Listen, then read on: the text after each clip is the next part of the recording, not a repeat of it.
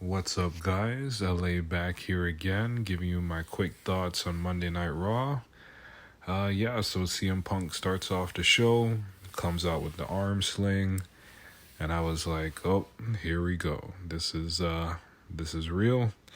He's gonna be out for some time, and he gave a heartfelt promo.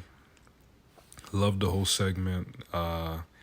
It sucks, right? Because you're like, hey, like, him and Seth, like, you're worried about Seth, and then now him, it's just a lot of things are kind of scrambled right now for WrestleMania, but, like, you're always hoping for the best. With WWE, they always do they're gone for a longer amount of time, and then when they show up before, they're like, wow, like, these superstars are superhuman, right? And I'm pulling for him. I'm pulling for Seth. For everyone, women and men. I'm hoping that they all get better and can make it for WrestleMania. I'm pulling for Charlotte as well, but definitely very very sad, very emotional. He gave the speech about this young kid that has a family, and he's fighting through cancer, and that's sad. It sucks. I hate cancer. I think everyone hates cancer or anything that takes your loved ones away. So, shout out to Punk, shout out to him, and just keep fighting, right? And then right after that, Drew McIntyre comes out, and I will say Drew is giving the absolute best performance he's been giving, I think, ever. A lot of people liked him as the WWE champion, which I liked him too. Like, he looks... It's funny, like, I always said, who is the male version of Jade Cargill? Obviously, Drew is more experienced and could wrestle better, but if you look at them and you're like, this person here is a superstar, that is Drew McIntyre compared to Jade Cargill. They just look phenomenal. They just look phenomenal, and his work is just it's just immaculate, right? Like, him being this heel, sinister, smart ass, the line that he said, I'm not religious, but I prayed for moments like this, and I prayed for this to happen to you. And Punk is just looking at him, and I was just like, wow, like, that's so powerful in a villain type of way, right? So, kudos to him, man. And I was, even in the Royal Rumble, I was looking at Drew, and I was like, how can he not, be the champion? How can he not have a championship match at WrestleMania? And now that Punk is out, hopefully he's not out for the whole WrestleMania, but if he is, if they're saying that's what the consensus are saying, I think it should be Seth versus Drew, and I think Drew deserves that title, man. Like, if Cody is going to beat Roman and finish the story, like, and Cody being the top baby face, I think you need a new top heel, and Drew is that guy. He looks the part, he sounds the part, he acts the part, he has it all, and I think he deserves that for sure. So, he comes out, attacks Punk after making those rude comments, stomps on his arm. Sammy comes out for the save, and I was like, okay, here we go. We got Sammy and Drew. They're probably going to be in the Elimination Chamber as well, fighting for that number one contender spot for Seth's title. And we'll see how that goes as well. And then I seen also for the undisputed WWE Tag Team title, DIY versus the Judgment Day. Great match, awesome match. I'm happy they didn't make DIY win. I think you could stretch that out a little bit more, and I definitely believe they will be tag team champions very, very soon. But right now, just not the time. Let that build, let the crowd get a little bit more behind DIY, and then pull that trigger.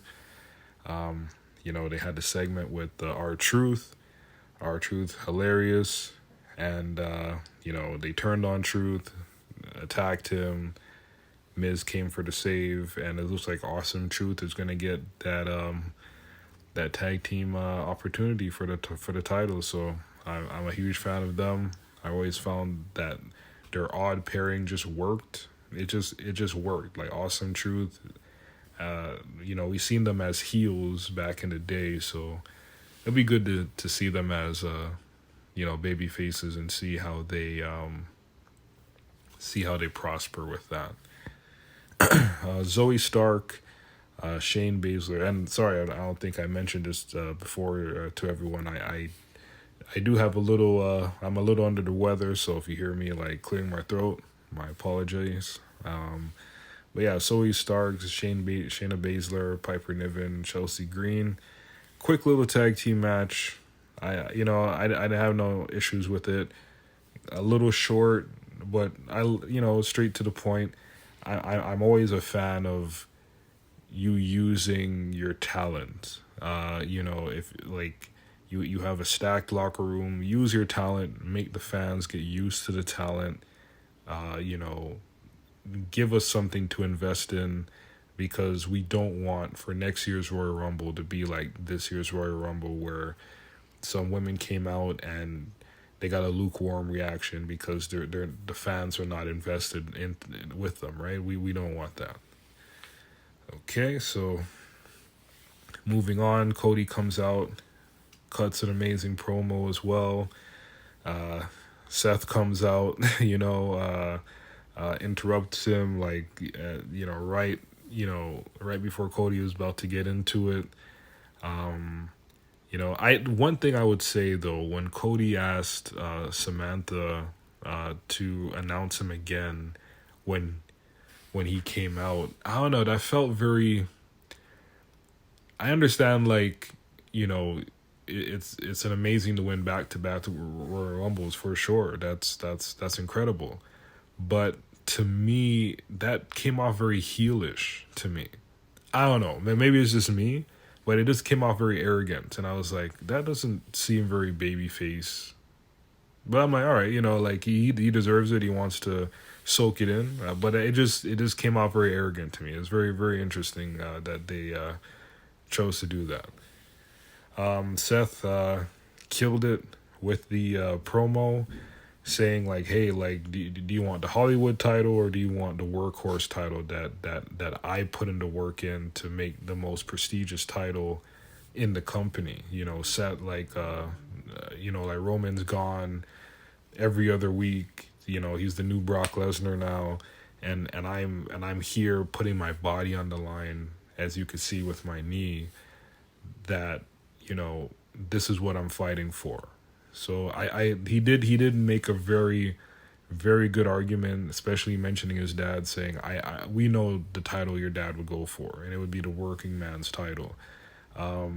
Just something, good to drag it a little bit, but we all know, Cody's going for Roman. Like, right after he won the Royal Rumble, he's pointing at Roman like, you're who I want. You are next. Like, you know what I mean? So, I like long storytelling.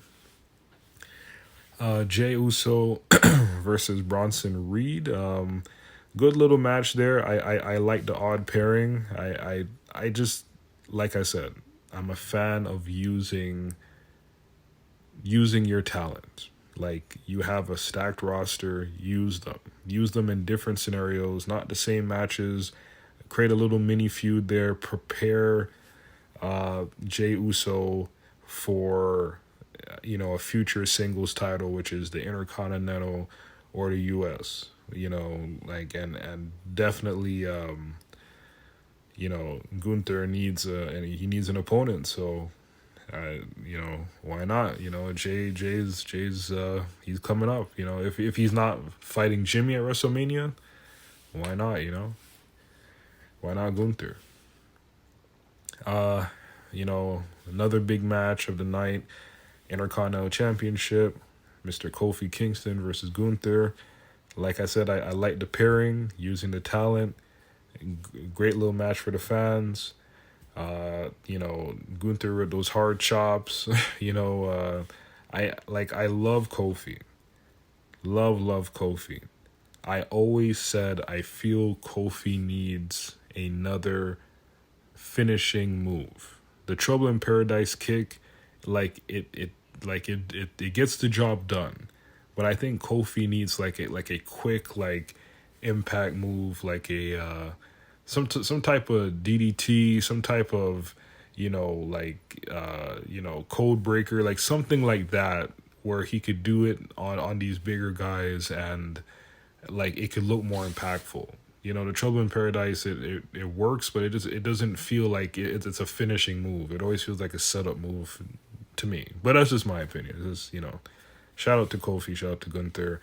But Gunther for the win, you know what I mean? So he's the man right now. And then, Imperium comes out, attacks Kofi, Xavier for the save.